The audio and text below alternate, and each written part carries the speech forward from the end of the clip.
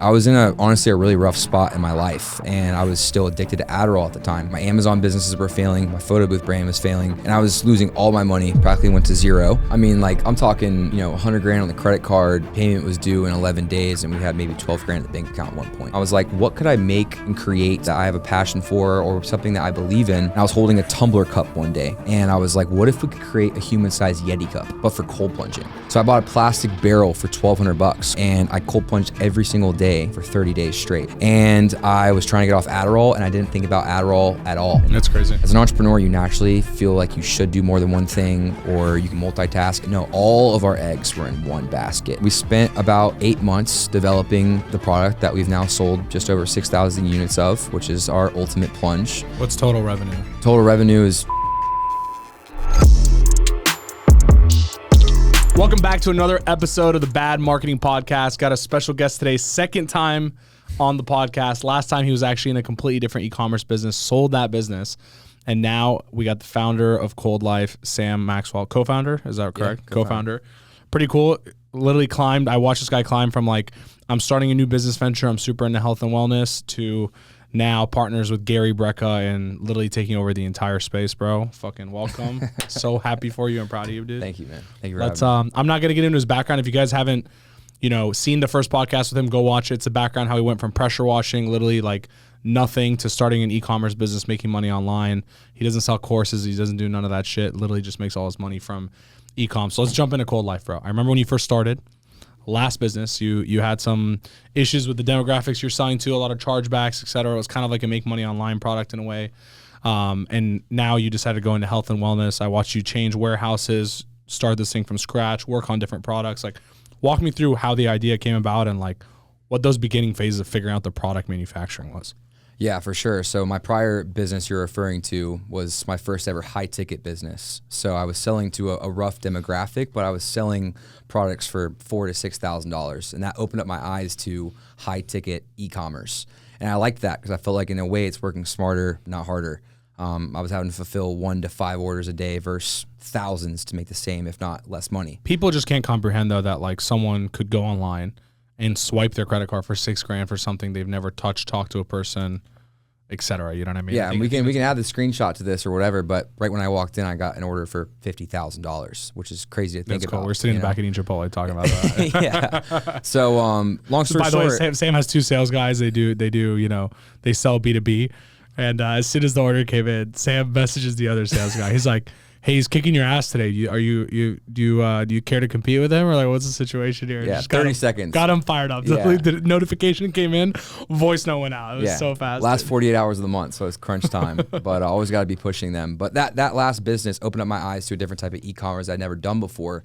But I was selling something, like always, that I didn't have a passion for. I didn't believe in it. It was a photo booth, but it made money. And as that business was starting to fail and we're trying to get out of that business, I reflected on what I did with that brand, like all my prior projects. And I took what I liked and what I didn't like about it. And I liked more than what I did compared to what I disliked. And I was like, what could I do that's high ticket, but I don't want to drop ship again? With that brand, I was drop shipping it, but from an American manufacturer. So that was eye-opening, fast shipping times, better customer service. And I was in honestly a really rough spot in my life, and I was still addicted to Adderall at the time. And my Amazon businesses were failing, my photo booth brand was failing, and I was losing all my money, practically went to zero, and I was lost. I was like, should I give up on e-commerce? No, I want to give it one last shot. I remember you almost started an agency basically. And I did for a few months just to keep myself afloat. Yeah. I immediately got clients. I'm going to get gray hairs pretty fast. Yeah, exactly. On top of what I already have, right? And I was like, I know a guy that owns a pretty big agency, so I might as well just send him to Eddie. So anyways, I was just literally in my office in Alpharetta right down the street, late at night, every single night, brainstorming. And I was like, what could I make and create that I have a passion for, or something that I believe in? And I didn't have the idea at the time, but I discovered the rave of cold plunging. And it was more like ice baths. So I started doing my research, Google Analytics, the search volume on Google of people typing in cold plunging or ice baths, and I saw that there was starting to be some volume. And I also saw at the time that one of the cold plunge companies that was around at the time, one of the few, was also on Shark Tank. So I heard about their numbers. And then from there, I discovered that it could possibly help with ADHD and with the boost of dopamine and mental clarity outside of the inflammation, all the other things that it's good for and known about, especially for athletes. So I bought a plastic barrel for $1,200 because I didn't have enough money to buy a $5,000 Chinese bathtub for cold plunging. So I bought the barrel and I was like, let me see if this is the placebo effect. Let me see if this is real. And I cold plunged every single day, ice bath every single day for 30 days straight. I actually did a challenge on TikTok of cold plunging every day for 30 days. And it was like the winter time in Atlanta. It was brutal. But I liked how like mentally challenging it was. I liked chasing that like dopamine hit and just doing challenging, tough things. And I was trying to get off Adderall and I didn't think about Adderall at all. After 30 days, I was like, wow, like I don't need my Adderall. This is actually helping me substitute taking that prescription. That's crazy. And from there, one of my Amazon investors at the time on a failing store that I was dealing with, along with 18 other ones that I was having to deal with, he was coming by my warehouse to get a partial check to try to get him as whole as possible. And he saw this barrel in the right corner of my office. And he was like, what's this Jeffrey Dahmer bucket doing in the corner of your office, dude? Tell me about it. And I was like, I buy ice every single day and I use that as an ice bath. And bless you. Thanks. And I told him, I was like, I use that barrel as an ice bath. I buy ice every single day. But I was like, dude, it's amazing. He's like, you don't have to tell me about cold plunging. He's like, I get in the river, I get in the pools in Atlanta with a big group of my friends. We do it in the wintertime here in Atlanta. He's like, I love cold plunging. And he looked at the water and he's like, this water is disgusting. And I was like, yeah, dude, I don't honestly care that much. I was like, just throw ice in it and kind of distracts the clarity of the water. Yeah. And from there, he looked at me in all seriousness. I wasn't yet convinced I was going to start a cold plunge brand because I had never created a product from scratch before. Yeah. And always just white labeled stuff. Yeah. And Kyle, my partner, looked at me and he goes, dude, we should start a cold plunge brand. He's like, you have the marketing e-commerce side. I got the more corporate sales, like executive kind of background. I used to do staffing. I've been in healthcare. He's been in all kinds of different things. A few years older than me as well, with a lot more experience in things I didn't have a lot of experience in. We made kind of the perfect duo. And he was like, listen, get out of your mess, get out of your photo booth business, get out of this Amazon crap that I'm also involved in. But I gave you that money to invest into you and possibly work with you long term. I didn't care if Amazon worked or didn't. I just wanted to make my money back some shape or form from you. And I like who you are and you're a good person. You were trying to give me my money back. You didn't try to scam me like everybody else that was in that space for the most part. And he was like, focus on that for a few months. I'm going to get out of my existing business and I'm going to focus on the product, the engineering, and the manufacturing. And that's exactly what he did while I got out of that. So obviously we had to figure out what we were going to create. And I was holding a tumbler cup one day. And I was like, what if we could create a human-sized Yeti cup? Like a tumbler cup, like a Stanley cup, but for cold plunging. And that was when like the ding went off and we're like, that's what it is. So we went to Dick's Sporting Goods Academy, literally right up here on exit 13 every day for a few weeks straight with like an engineer we hired locally, touching and feeling every type of cup and looking at it for inspiration. And we're like, let's make the lid and the cup just like a tumbler cup, but for cold plunging. It's got insulation, it's powder coated, it can be any color, you can customize it, it's space efficient, being vertical. We did more research, it's easier to breathe, sitting upright versus laying down. So many cool things about it. And we spent about 8 months developing the product that we've now sold just over 6,000 units of, which is our ultimate plunge. What's total revenue? Total revenue is 8 figures. I'll leave it at that, but we're doing good. Yeah. Last year, I'll be honest, we're saying 8 figures a year. I'm saying total revenue, like still 8 figures. Yeah. We're not 9 figures yet, but hopefully after an extra, we'll be there. But last year, like low 7 figures. Like we still were nowhere near where we needed to be this time last year. Like this year was really our blowout. We 10x'd our business this year,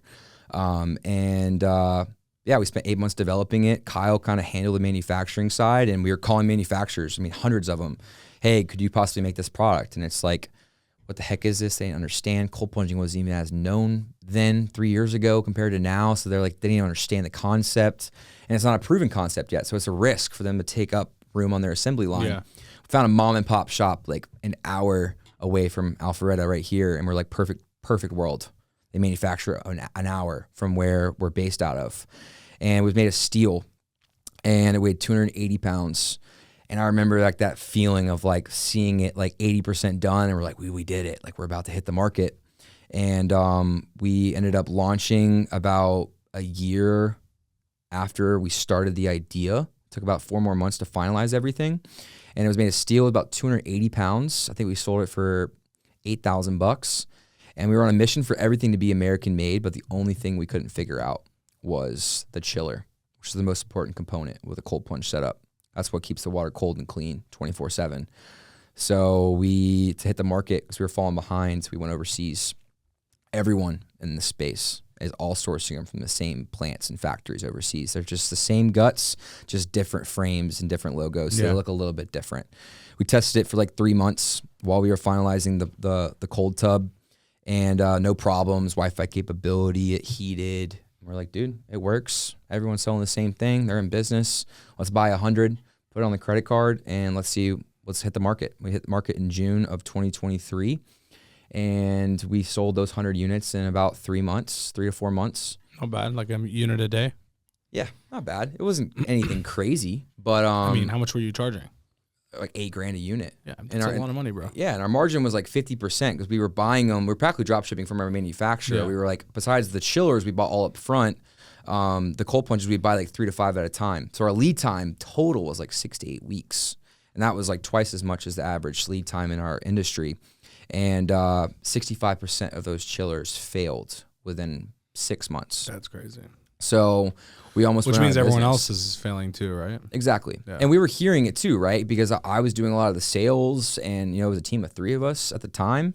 And we were hearing feedback, like, asking us how good is your product truly, because I've already bought one for $3,000 and I learned the hard lesson. It broke within 3 months. They sent me a new one. That one broke within 3 months. And now they're not answering my calls. And why is that? Because that company now knows, which most companies in the industry are the same, that chiller is not a chiller that's built to last. So if you're going to keep replacing that customer with the same chiller is going to break, you're just you're digging yourself in a deeper hole where eventually you're losing money on every customer. And that's why 90% of the cold plunge businesses that were around 3 years ago when we started and came up within the next year, they're all out of business. They're nowhere to be found. A lot of them have gone out of business publicly, lawsuits and people upset in Reddit and et cetera, talking about how much money they lost. They didn't get their orders fulfilled because they went out of business right after they ordered. And that's crazy.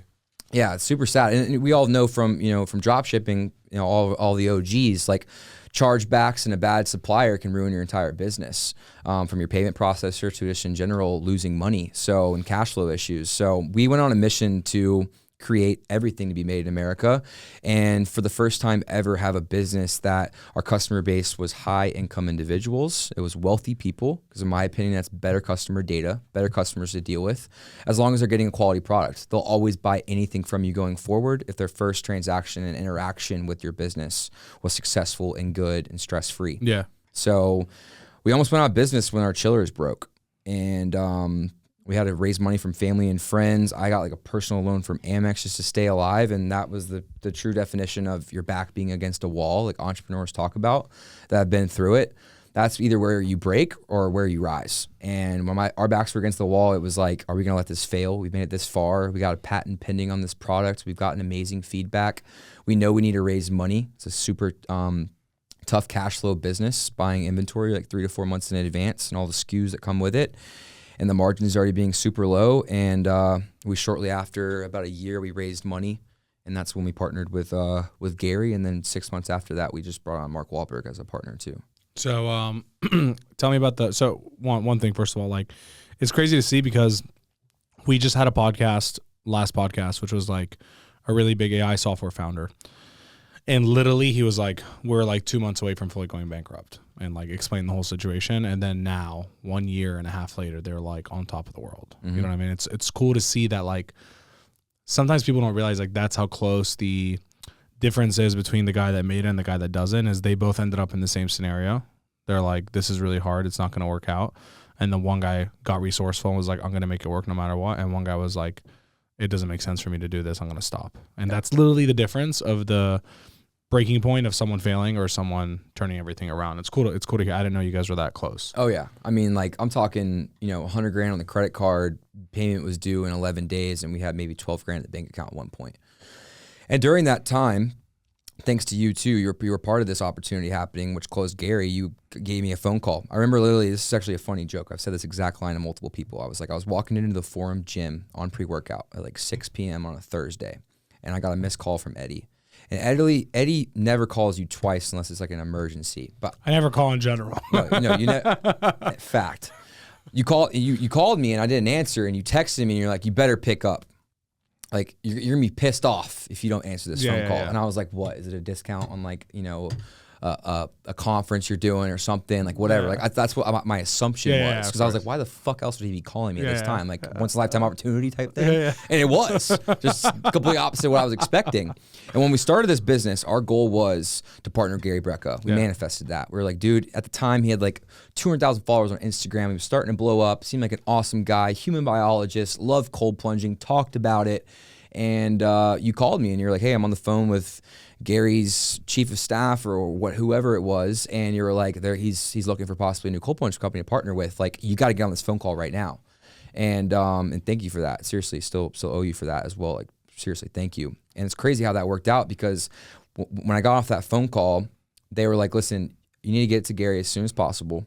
He wants to test it for 6 months minimum, because the last cold plunge company we partnered with, they failed tremendously. It almost ruined his reputation. It was a horrible representation of him. These were going to celebrity clients like the Beckhams and et cetera. And he wants to try it, make sure it's legitimate. And if it is, we'll be in touch. At the time, we maybe had 3 cold plunges in inventory at our little warehouse. Me and Kyle that night went to the warehouse at midnight. This is here in Georgia. Here in Georgia. Yeah. The shop next door of our warehouse, he had like a t-shirt company where he had like a vinyl like machine where he could make a logo. And that was one of the things we started off with, was to separate ourselves. You could put custom logos in the cold tubs. We Googled the Ultimate Human logo, which is Gary's media company. And we got the printer, we got the vinyl sticker. And from the t-shirt shop. From the t-shirt shop. Next door to our shop, it was wintertime. It was like maybe 35 degrees outside with no heat in this warehouse. We were in there till 4 o'clock in the morning. I literally have a picture I took of Kyle putting on the logo at 4 o'clock in the morning. So like 8 hours after the phone call that we had with Gary's chief of staff. And the next day we got the shipment scheduled, and I think we bought a Frontier flight down to Miami. Like a few days later, we went there ourselves to set it up. And we're like, oh dude, we might meet him here. Like, we're here at Gary's place. Like, this is insane. Keep in mind, our business is about to like go under. Yeah. And we installed it. Yeah, this is it. Like, this is do or die. But also, we're ignoring that. Like, they said he wants to test it for a really long time. Like, just hoping like, oh, he's gonna love it, and we're gonna sign a deal, and we're gonna blow up from there. And unfortunately, he wasn't there. Gary's all over the world, even more now than he was then, traveling. And we met his team though, awesome people. His place is insane. I'm like, wait, there's more? They're like, this is the living room. I'm like, oh, which one? They're like, the third living room. Place is literally never ending. You do laps in that place and get your steps in. It's a biohacking, like, just heaven palace. But we delivered it. We didn't get to meet him, and we left town. But right before we left town, I'm sure you're kind of like, that was kind of anticlimactic. Like, we did all this, and like, we're kind of left with nothing. We gave away a free cold plunge. We didn't meet the guy. We're like, oh shit! Like, he just got a free $8,000 cold plunge, and maybe we don't hear from him again. Yeah, and we go bankrupt. Yeah. So with that ended up turning into like 7 months later, him partnering with us because he had no problems. He's based in Miami, and coincidentally, right before we partnered with him, we just switched our manufacturing from Georgia to Miami. Found a better manufacturer. We shifted our cold plunge from being made of steel to aluminum, because it went from 280 pounds dry to 70 pounds dry. Shipping was cheaper, easier to move around. Quality was better, manufacturer was better, costs were better. And he loved that they were made local to him, and it didn't break on him. So we randomly got a phone call when we started raising money. He called us at the same time, and he was like, hey guys, like, I know you're raising money right now from what I've heard. Like, I'd love to figure something out and be a part of the business. And now today, a year and a half later. There's more to the story though. Yeah. So tell me about the other investor. Yeah. So coincidentally enough, when we started looking to raise money, and we spent, thousands of dollars in this deck, and, we're hanging on by a thread, and, we know our business is not very appealing numbers wise. We were hundreds of thousands of dollars in debt, and the business was doing 80 to 120 grand a month in revenue. Nothing crazy. Best month I think was 180,000. Revenue, not profit. Revenue, exactly. Where was this revenue coming from? Ads? Ads, yeah. I mean, and the thing is, our return on ad spend was actually pretty darn good, but I didn't have enough money to spend anymore. Yeah. Because all the costs that came into operating the business. So we started going through family and friends and our network, and hey, anyone want to be interested in this business? I remember meeting a guy at the gym And he was possibly interested. He was like an investor. And I remember him, for example, he's one of the first people to look at our deck and sit us down, and he liked cold plunging. He was like, this evaluation is nuts. Like, you guys are saying that you're worth, $15 million or whatever we were raising on, and you guys are hundreds of thousands of dollars in debt. Like, you're worth nothing. And I get the vision, and I get the game plan, but I can't do that. Like, I can't give you guys a few $1 million what you're looking for, because the first few $100,000 is going to debt. It's not going to grow the company. Yeah. And you don't have really a proven concept yet. This is a huge gamble. So we went through that same conversation with about 20 different people. And we remembered one of our first customers, several actually of our first customers, because they're wealthy people and some of them are investors. Since they're already a customer, they all said the same thing. You don't have to sell me on the product. I'm a customer. I love the product. But you got to sell me on you and the company and the vision, and I might one day be interested in investing into the company. So when you start raising money for this business, don't forget about me and give me a phone call. So remember, there was a guy in South Florida that was one of our first customers that we contacted. We met him in person. We gave him our deck. We flew down there to meet him. He was super interested. And we ended up kind of feeling out the vibe, and we're like, I don't want to raise money from this guy. Nothing against him, but I don't think we'll work well together. And he's trying to nickel and dime us and practically get 51% of our company for a fraction of what we're trying to raise. Yeah. It's not going to be enough working capital. The other customer of ours, coincidentally, we found out after getting on a phone call with him, after that phone call we had with him, he coincidentally was on a phone call with Gary. And little did we know, he had a really good relationship with Gary. And as we just talked about, we were already in the works of partnering with Gary. Gary already had our product, and Gary was just now starting to express interest in becoming a part of the Cold Life and becoming an equity partner. Our now investor and Gary were on that phone call. We're having a conversation about whatever they were talking about. Keep in mind, Gary actually helped save our investor's daughter's life through some stuff she was going through. And he obviously feels like he's in debt to Gary in a lot of ways, and he believes and loves him a lot, as he should. And Gary's done that for a lot of people. That's not even publicly talked about.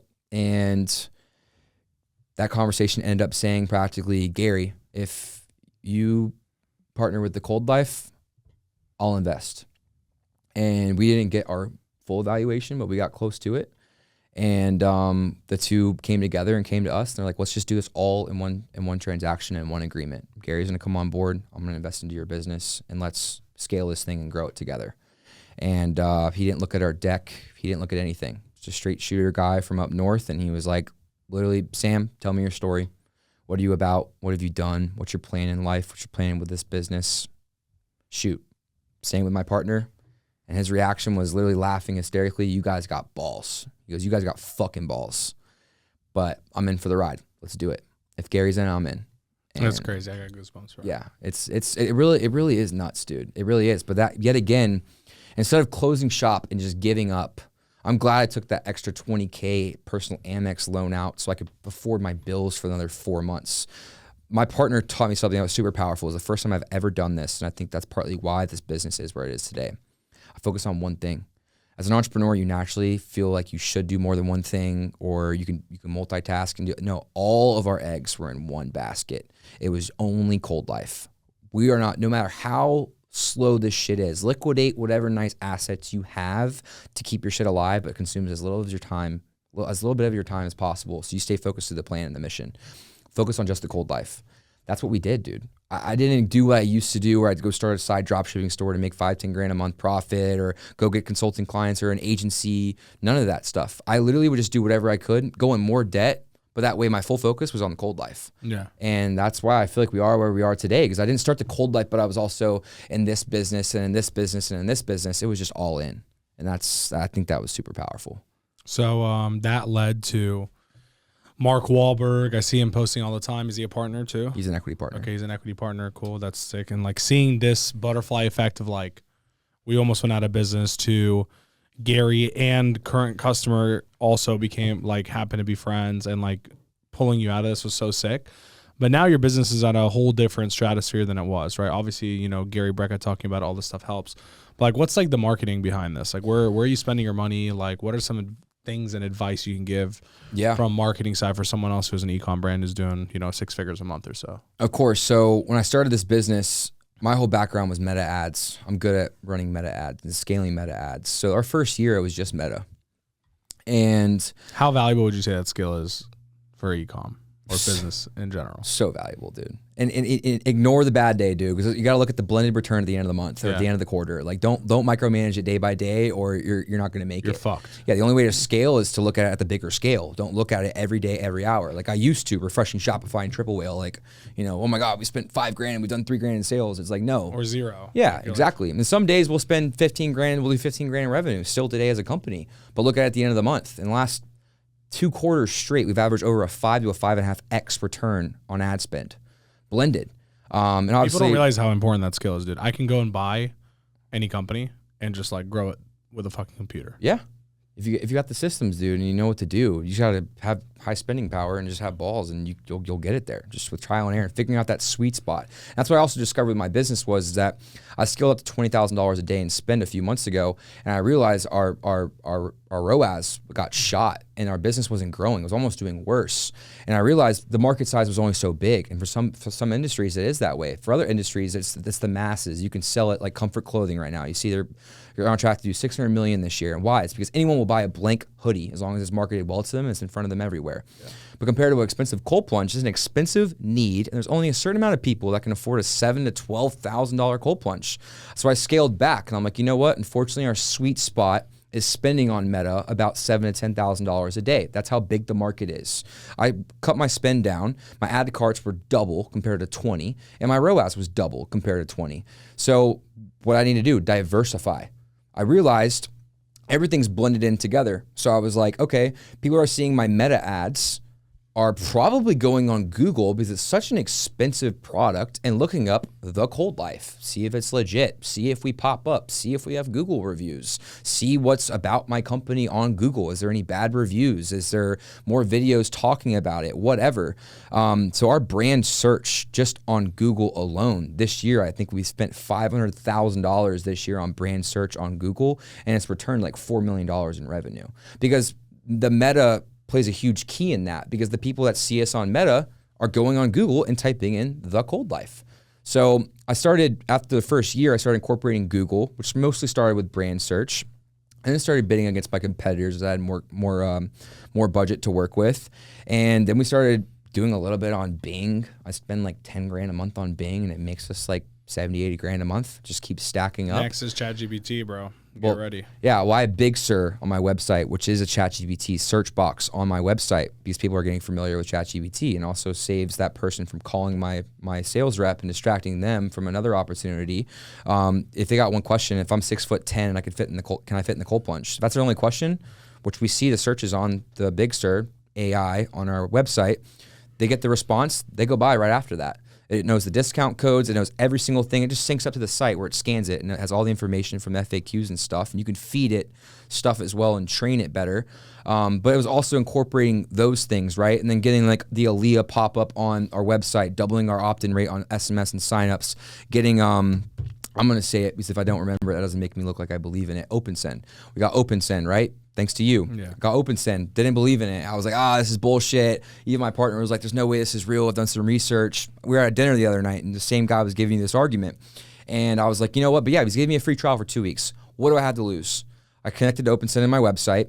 98%, or after Aaliyah pop-up, our opt-in rate went to 4.5%. So the other 95.9% of people that went on my website, unless they abandoned a cart or they called us, I don't have their name, number, email, nothing.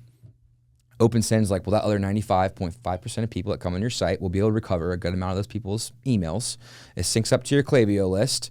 You do no work. All we do is change the subject title of your welcome series flow, integrate it to your OpenSend list that we get for you, and we'll do it for 2 weeks, see what it makes you, and if it works, it's like $2,000 a month or $3,000 a month, whatever it is. I did it for 2 weeks. On my free trial, I did $85K, and now we're doing like $250 a month off OpenSend. Some months it's down to like $140, some months it's like $100, but on average it's about $200,000 a month in revenue. So what I'm getting at is that I went from just Meta to Meta and Google to then Meta, Google, Bing, YouTube, OpenSend, changing my pop-up, putting more money into email and SMS marketing, and that's why our business has gone from doing 2.5 years ago, $100K a month in revenue to multiple 7 figures a month. It was just a matter of me spending more money on ads, and marketing in all different angles. And then additionally, creatives, dude. I was so scared. I was just talking to someone in your office about this. My demographic is 35 plus and wealthy people. I'm 27 with salt and pepper hair.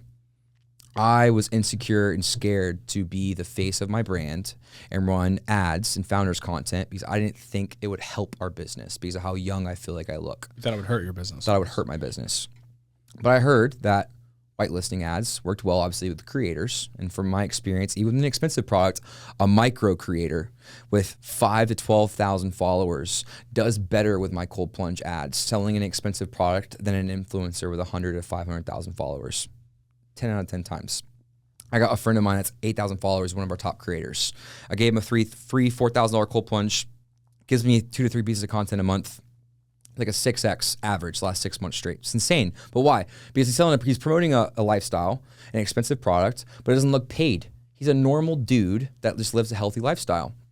So I tripled down on that. I got like 40 active whitelisters promoting my product that live a healthy lifestyle. But I started incorporating selfie content of me just literally in my facility, showing what no other cold plunge company can in my space. Inventory, some can show that, but they can't show manufacturing because they assemble in America, but they don't manufacture it from a sheet of aluminum to a finished product. I do. I can show you that locally from around my facility. I can drive 10 minutes to my manufacturers. So I'm in our headquarters, I'm in our manufacturers, and I'm just like, screw it. I'm gonna try it out. Founders content. I'm not even good on camera at the time. Start taking selfie videos, getting on podcasts, and I am our top performing ad for my entire business. Let's go. That's security. Yeah. It's literally me against Gary. Yeah. I haven't cracked a joke with him yet, but legitimately it's me versus Gary. Some days Gary's good, better than me, and some days it's me, my partner as well. Some days it's his. It's just podcast clips. I've even rented a podcast, did a staged clip where it wasn't even a real podcast. Bro, some of this is so interesting though, because something that's important, dude, is like you were like, dude, I wasn't good on camera at the time, right? I mean, it's good that you're acknowledging you're a lot better now, because like even being on this podcast, I could feel your energy's significantly better and more comfortable than it was like when we did the first one like fucking 3 years ago at this point. You know what I mean? So you've come a long way for sure, but like I think that's what stops most people, dude. Is like they sit there like, I'm not good, or I'm embarrassed, or I don't want to show my face, or like whatever self-excuse they have without even testing anything. Like they might be shit, still run an ad and still fucking perform really well. You know what I mean? And then over time, I've seen you get better. Yeah. Like I've watched you literally go from like kind of shy on camera to like fucking whipping my dick out and walking around the White House. Dude, I'm not gonna lie. Like, I come up with some fucking good ideas, and I literally will be in my office and I'm like, I got an idea. I walk straight into the other door, into the facility. I dropped the phone in the cold plunge, and I looked over and I'm like, oh shit. Beeped out the shit, and I was like, my name's Sam. I'm the founder of The Cold Life, and I'm here at my facility. I'm gonna show you what another cold plunge company can. And I'm like, that's one of our top performing ads. I just thought of it myself. 6 months prior, I'm like, I'm not a content guy. I was also I was insecure about it. I wasn't confident about it.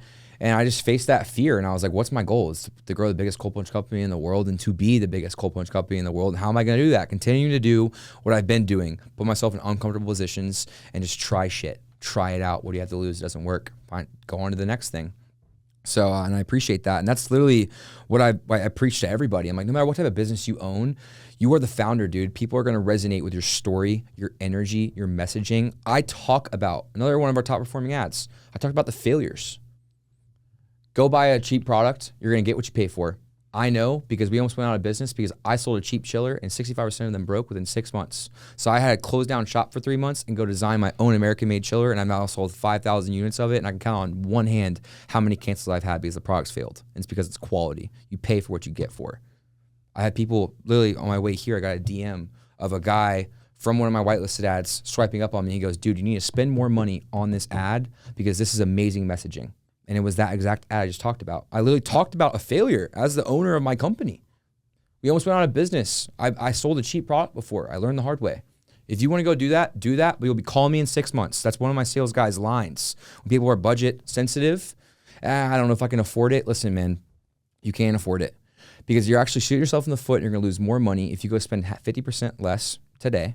It's going to break in 3 to 6 months. You're not going to be out of pocket all of that money. And you're gonna be back to square one. And then they're gonna be calling me. So you're gonna spend $7,000 plus 4. Instead, let's spend 7 now. That's the only 7 you're gonna spend. Closes them every single time. It scares them, but it also gives them, and I tell them, give them a story. The founders, when they started this, sold Chinese chillers, just like the one you're thinking about buying. Don't do it. It closes them every time. It's crazy, dude.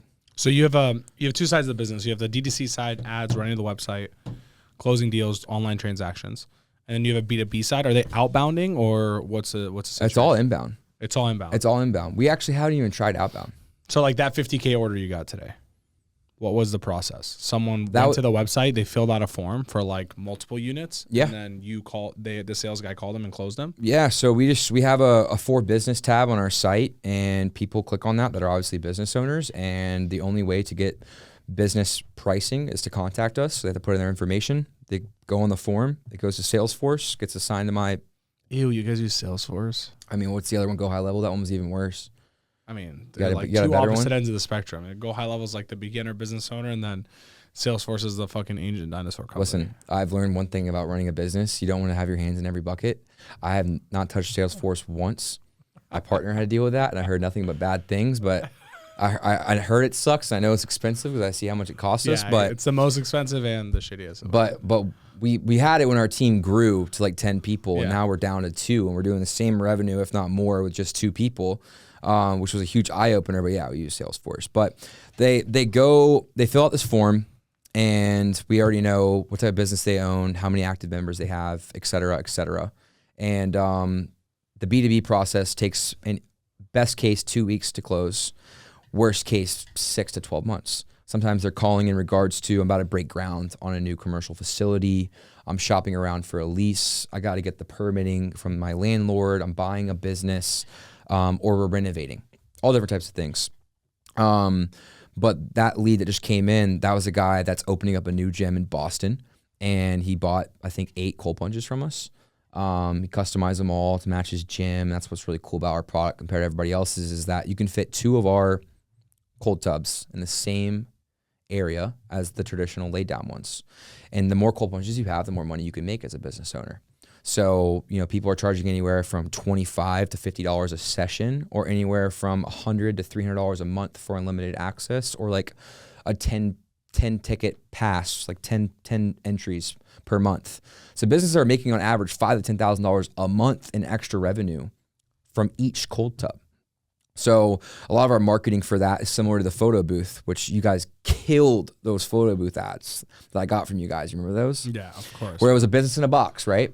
Those ads were crazy. I bought this thing for $2,400. I made all my money back in just 30 days. I charged $120 an hour to rent this out at blah, blah, blah. So I took from what I learned that worked for the last business, and I did the same with the cold plunging, but not as pyramid schemey type scammy approach. That's a different audience. A different audience. This is more of like, let's go to Cycle Bar. You're selling to business owners. This is different. Yes. That was like, we're selling to people who want to start a business from home. Yeah. And what's crazy is we now have the opportunity. We're about to do a webinar with Gym Launch. We've been talking to them for a while, because what do? They help gyms make more money. And what can a cold plunge do? So it's the perfect partnership. And we run a lot of ads of educating people on the power of adding a cold plunge. What's the pain points, the retention rate, low margins, separating themselves from competition. Cold plunging is still just starting. So that's what all of our messaging is on B2B. Yeah, even at Lifetime, bro, they changed the hot tubs to cold tubs. Finally. I know, right? Yeah, we saw getting the even pool. Color coded. No way. Yeah, it's like a blue one and like I forgot what the other color is, but you could tell. For how much we pay to go Lifetime. Bro, fuck me, I know, dude. Fucking double pricing. That's crazy. Yeah. So even they are. Yeah, it's nuts. But that's what we do on the B2B side, and then the other side is D2C. And what's crazy is like 65 to 70% of our business is over the phone sales. About 30% on average is direct. I mean, you're high ticket though. Yeah, exactly. When you were in the other business, there was a lot of phone too, right? About the same. Yeah. Because it's an investment. They want to, just peace of mind, speak to somebody and get a good feeling of it, and et cetera. So about 65% on the phone, 35 to 30% direct orders. But we just transitioned our business from a cold plunge brand into a wellness brand that releases products all through the power of water. The reason why is because what I learned from this business is it's not sustainable. It's not consistent because it's so expensive. Anything happens in the world, business gets affected because it's expensive. The economy's down, crypto's down, something happens in the media. High ticket goes out first. High ticket goes out first. It's not their priority, which makes sense, but that's not a healthy business to operate. Even being 2.5, 3 years into the market and being one of the two, I mean, it's literally us versus one other company at this point. We look great from the outside in. We have tons of credibility, and we're like, how is this sustainable? How is this a healthy business to run? We're scaling our business. We just had a record week, and now business is practically crickets. We're selling 1 to 2 to 3 tubs a day. We can't do this. Our operating costs are too high. So we just decided to not follow every cold plunge business in our industry and go from cold to hot and launch a sauna and et cetera. No, we're like, let's incorporate a luxurious product still, because we're known for a luxurious brand. We want to stay that way. I want to be the top end of the industry, not the bottom end. And I was like, what could we do to help this business? Something that's subscription-based, reoccurring revenue. So we decided to develop a filtered shower head. But we did not just go to China and find a shower head and white label it. We spent the last 6 months developing it. We dissected over 70 different filter prototypes. We tested it through 10,000 gallons of water, which most filtered shower heads on the market, the only other premium one on the market anywhere near to our shower head, got tested up to 7,000 gallons. So we did 3,000 gallons more in our testing. The other filtered shower head I just talked about, after 7,000 gallons, they only got 50% of the chlorine out of the water after 7,000 gallons. Ours, our finalized filter that we just launched last Monday. After 10,000 gallons of water, it still got 75% of the chlorine out of the water. So now we have that data to prove it. Data is everything, especially in health and wellness. People want to see the studies, the data, the science. And that's what our partner Gary stands behind, which we respect with him. He doesn't want to promote anything he doesn't believe in, that he doesn't use in his daily life. And that's why he's got such a good following and a loyal following that believes everything he says. So we just released that on Monday, and that's $199. And already 80% of our purchasers are subscribing. And every 3 months, they got to buy a filter, and they can only buy our filter. So we're doing that. And next we're introducing a new filter type product and so forth. We're kind of expanding our products. But the importance is really you're going down market, right? Like you have a high ticket product. Your dependency is on high ticket. Economy fluctuates too much. It's also like harder acquisition source. Like you have to spend thousands to get someone for $8K, right? Even at a 5X return, you're spending $1,700, right? To get a purchase. So like now what you're doing is you're opening up another segment of the market that will never buy from you at $6,000, $7,000, $8,000 to start, but they might eventually, right? But they have to start at $200. Exactly. You have to give them something for $200. They have to buy it, trust it. I really like it. You know, maybe the $8,000 product is worth it more than the $3,000 one that I have in my house. Exactly. Cetera, right? Exactly. So we're acquiring a customer for way cheaper, which is the hardest thing. Just get them in the door. We're going to be making reoccurring money off them every 3 months off a filter, which they're going to need. And yeah, down the road, when they are ready to continue to invest into their health and wellness routine and their lifestyle, they can then, if they want to get a cold plunge, who are they going to think about? The Cold Life shower head was the best. The box was the premium. The shower hasn't broke. The filter is amazing. I see the results. No shit. Where are they going to go when they want to buy a cold plunge? From us. So like everything you just said, it made complete sense. It was the right approach, the right strategy, and it was definitely the right decision. I mean, it cost multiple 6 figures to develop that product. That's the downside and the difference of people being like, you know, why is your business so big, and why is your business taking off, and why is mine stuck at this? And I'm like, because you look just like everybody else, because you're selling something that everybody else can sell. We create every product that we sell, so no one else has it. It's unique. It's special. We take the extra mile, but that's why the results are what the results are. And that's why when I drop ship for 6 years, I was like, this is great to get the experience, make some money, have some fun, experience life. But I'm not really building anything legitimate. You're not going to build a $100 million brand. No. Some people did, and they got lucky back in the day. But yeah, I mean, nowadays, it's all about creating a brand, dude. And it's about the culture, too. We focus on culture, the brand, the quality, the customer experience. We have 4 people in customer service full time. I mean, as soon as you order, you get a contact to confirm your order, the address. You get an update when it's done getting manufactured. You get an update when it's getting scheduled to be shipped. I mean, we take care of them. It's a red carpet. You know what I mean? And these are rich people. Yeah. We want it to be stress-free. They don't have to think about it. So it's a really interesting business, man. But I tell people too, my business is like an info offer. I mean, it's literally you get an abandoned cart on Shopify. As soon as it comes in, we get a zap on Slack. Sales channel gets it. They got their name, number, email address, have their address. Sales organization. Yeah, and I always tell them I copy and paste their address on Google so you know who you're talking to and see what type of level of person they are. Just see, kind of feel out the vibe beforehand, and then you see what they had in their cart. Call them, speed a lead. And then just like the other day when things were slow, I was like, go through abandons the last 3 months, dial every single one of them again. It's the same thing. And then we get inbound calls, but it's literally just getting leads like you do on info, you know, people going on your VSL and submitting a form and then having a setter and a closer. It's literally, my business is operated just like an info offer. It's crazy. That's a pretty cool perspective. Yeah, I was came up with that the other day, but I was like, I was explaining to somebody, and he was like, "Dude, you realize your business is like an info offer?" I was like, "That's actually really true. It's crazy." Even though you hate all the info offer guys. I do consulting, but like I don't like the info space that much. I have a lot of resentment and frustrations around it, just from I used to be in the scene and around people that were in it, and a lot of it's bullshit. But giving those guys credit, they're good marketers. You know, they did a lot of things right, and they do have some people that are making results, which is valid. But a lot of the people in that space didn't make money off what they preach, and that's what frustrates me, because I could be worth $50 million right now if I started info 7 years ago. No doubt. Yeah. And you had actual results. Yeah, and I had results then, you know. But I was too transparent to be good at info at the time, because I was like, you know, I lost $100,000 last month and fuck drop shipping, but like I still do it. You know, I wouldn't have the right mindset to be a good marketer for it, because I would have scared people away. Yeah, but that's not even being a good marketer. That's just kind of being dishonest, right? Yeah. It's a little bit different. Like, I think it's important that people understand how hard it is. Yeah. Like even me, bro. Fucking, I mean, everyone sees Eddie, all this nice shit. Oh my gosh, look how successful he is.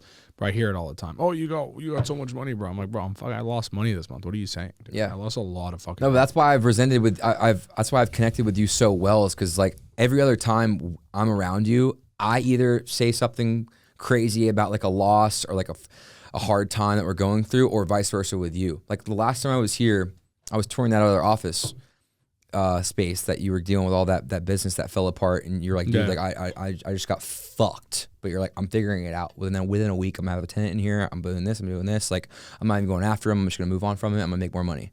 I was like, damn, yeah, looks good from the outside in, but he's got his own problems. That was mega fuckery. Yeah, that shit was crazy. Yeah, I know. But I'm saying like the world and the internet in particular is lacking realness. So when you can feel someone being real and authentic, I gravitate towards that person, because most people are just full of shit nowadays. And everybody as a business owner, the bigger you grow, the more problems you're gonna have. You know, your team's bigger than mine, but we have 20 full-time people, dude. It's a lot to deal with. It's a lot. It's a lot. I mean, and I've also realized it's like some people aren't built for this. And possibly at one point I thought I wasn't built for that, because I'm like, dude, this is overwhelming. 6 figures a month in payroll. Like, we gotta do over $1 million a month to break even. What the heck? They get paid before me? Like, wow, like, that's frustrating. It is funny, right? yeah. Some months you get paid, he doesn't. This month. October's always rough. This month Victor got paid and I did not get paid. Yeah. Ironically, but Victor actually does work for like Scoville too. So this month Victor got paid from Scoville and from Bad Marketing, and Eddie did it. That's cool.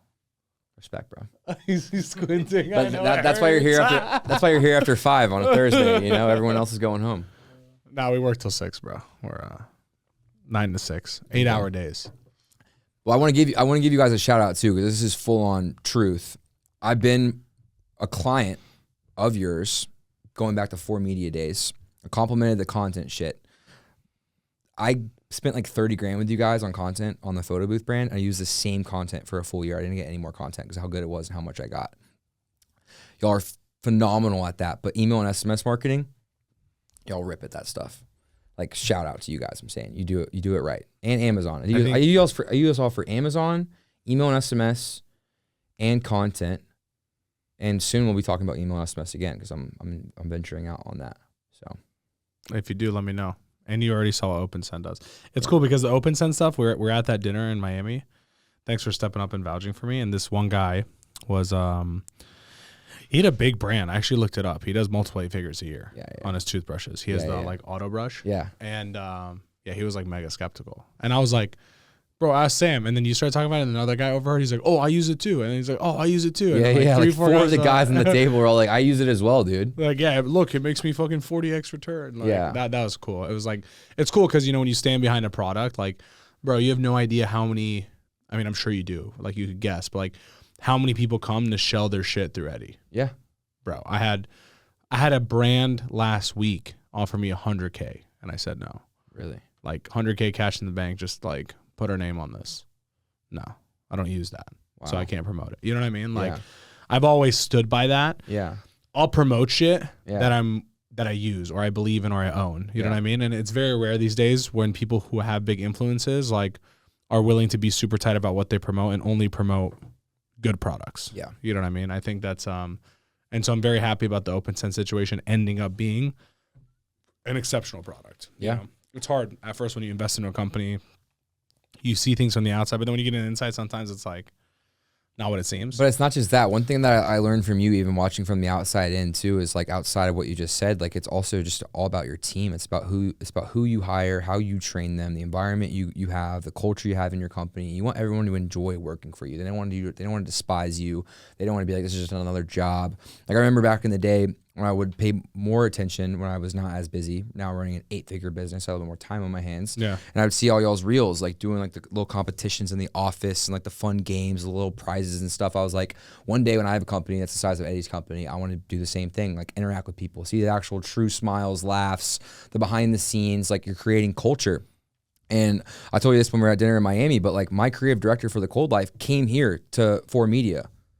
The OG bad marketing. Yeah. And he came here right out of college, Michael Thomas. If you know, you know. And if you know, you know. But I'm saying he came here and he worked with you for a year and a half. And I'm saying like, and he says it himself. And he's probably, in my opinion, the best creative director I've ever met in my entire life. His skills are insane. He sometimes takes too long to make a single static image because it's art to him. And that's why he's so good.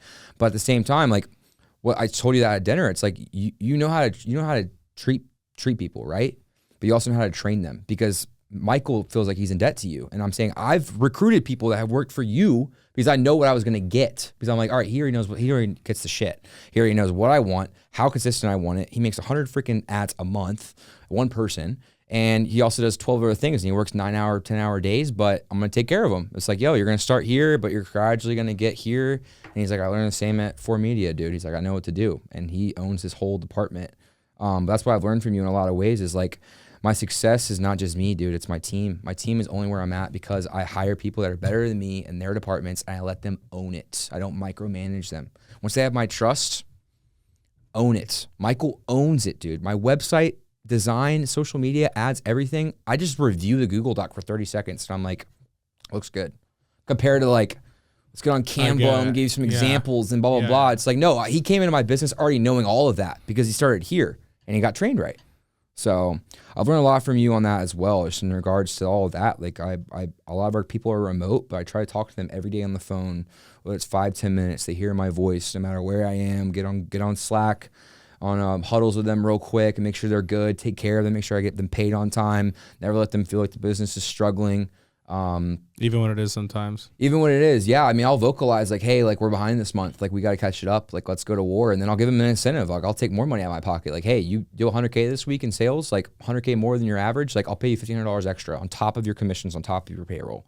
Like, because my sales team is my entire company. I mean, they make more money than anybody in my company. They make more money than me. But they deserve to, you know? So my sales rep was making like 60K a year at like a tech job doing like support or like account management, no commissions. I pay him 60 base plus commissions. He's making like 30-40 grand a month. 30-40K a month? Yeah. I'll quit right now. I'll shut this bitch down. And this is a new, he's only been with us for like 4 months. Yeah. First month he made like 20. I think you're probably overpaying commission, bro, because these are inbound leads. He's selling $1 million and a half a month, paying him that much. Yeah, I mean, but the $1.5 million a month is coming in. It's not like he's going and getting it, right? Yeah. But I mean, he's on the phone from 8 a.m. to 10 p.m. every night, 7 days a week. Like he deserves something. Oh, he's on the phone that long? He's the only guy. Oh, okay. He's handling all of it for D2C. Okay. I understand. Okay. But I step in. I still do calls myself. Yeah. So and that's the other thing. Like step in, dude. People get comfortable. It's like, all right, yesterday we might have done 150K. Today it's noon. We're at 30. Like I want to do what we did yesterday again. Instead of me sitting around and bitching and why is it slow, I literally will pick up the phone myself. So and I close everybody. If I get them on the phone, I close everybody. Yeah, I'm the founder, and they know my name because I run ads off my profile. They see me on podcasts. We went on Gary's podcast. People watch that. They heard our story. They're like, you're authentic. Your story's phenomenal. Like, I want to be a customer of your product. Like, I just had one question. Like, the fact you're on the phone shows what your company's about. Like, or I'll call customers that are frustrated because their order's a few days late, and I'm like, hey, like, this is the founder. They're like, they're more successful probably than me, little do they know. And they're like, what? Like, this is an AI? I'm like, no, it's not AI. This is Sam. Ask me any question. I'll prove it's not AI. I was like, this is Sam Maxwell. They're like, no way. Like, I just watched your podcast with Gary because they're huge Gary fans. Yeah. And I'm like, yeah, it's me. What's up? I'm like, I'm here to call you, show you what we're about. I'm sorry your order's a few days late. We had a manufacturing error, put us behind 72 hours. It's going out first thing Monday. What can I do to make you happy? And I was expected to give them a partial discount or a free accessory or whatever. Dude, nothing. I'm like, all right, well, listen, no one has my number, but you're one of the lucky people that do. Save my number. If you ever need anything going forward, just give the owner a call. And they're like, that is so badass. Like, I got the owner's number. It's like a 45-year-old. I'm 27. I'm like, and they don't even know how old I am. That's the other thing. Sometimes they ask me, how old are you, dude? If you don't mind me asking. And I'm like, just almost 30. Almost 30. They're like, how close to 30? I'm like, all right, I'm 27. and I used to be hesitant on answering every time. 10 out of 10. It's so cool. Like, that's so cool, man. Kudos for you. How old's your partner? I'm like 30. They're like, dude, y'all are badass. I'm like, thanks, man. So people will support, dude, entrepreneurs if they hear your story and resonate. Just got to be more authentic, bro. That's all it is. They all resonate with that, man. I mean, no one resonates with a perfect life unless you're just a young, naive child. You know what I mean? If you're listening to this and you own any type of business, you're not running founders content, you're missing out. It'll grow your business. I'd put money on it 25% within the first 30 days, minimum. Organically and with paid. And get on podcasts too and just talk about it. If this podcast reaches 1,000 people or 10,000 people, I will get a cold punch sale out of this podcast. Or recruit somebody that wants to work for my company or be an affiliate or whatever. I'll get something. For sure. For investing an hour of my time. You know what I mean? So, well, on that note, thank you for investing this hour. It's been fucking awesome. Yeah. Thanks for sharing all this stuff behind the scenes. A lot of things people don't see online too. Given marketing game, give us the behind the scenes at the Gary Brecka collab and everything in between. If people want to find you online, where's the best spot to connect with you besides ordering from your company and complaining so that they can get your phone number? Shit, I gave that away. My Instagram is the Sam Maxwell, and then my company is called The Cold Life, thecoldlife.com, and The Cold Life on Instagram. Bro, people God damn it, that's gonna work now. We have 300% fucking increase in complaints after. Yeah. Now everyone's like, I just ordered and I'm frustrated. I need to talk to Sam. You ordered 6 minutes ago. What's going on? You got the confirmation email. I want to talk to Sam. Thank you so much. Thank you guys for listening to the Bad Marketing Podcast, and we'll see you guys in the next episode.